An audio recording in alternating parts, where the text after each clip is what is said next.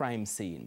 In Denham Town, Kingston, the police say measures have been implemented to keep young people from being recruited by gangs. They include curfews for youth of a certain age. TVJ's Dwayne Anderson has more in this primetime news follow-up.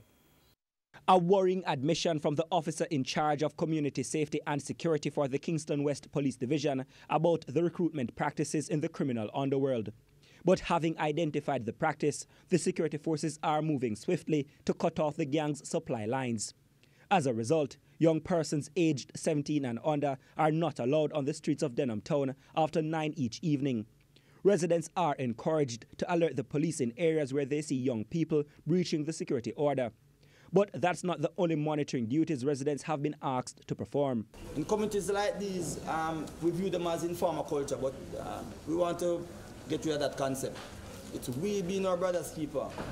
You're inside your dwelling, you look out your window, something's happening over your neighbor's premises, you take action. If you fail to take action, then those perpetrators might be coming to your premises next.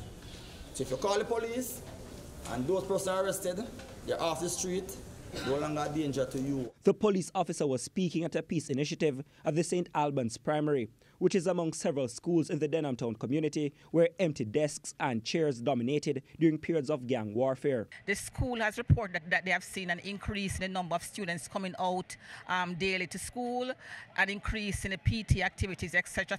I think overall we have seen a general increase in community interaction and in terms of community support for the zone. Members of the church, community-based groups, the state's social intervention groups, as well as the security forces, joined with the St. Albans students in posting cutout doves on walls of the community. This is to symbolize the improved peace in the area. I believe that the future is with the youth, and if they can recognize that we are coming together for peace, we will be creating a new generation that will see peace as a major part of their reality. What we try to do is try to be very professional. Whilst we understand that there's always going to be a division between the residents and the security forces, we extend our courtesies to them in any aspects of what they do. Dwayne Anderson, TVJ News.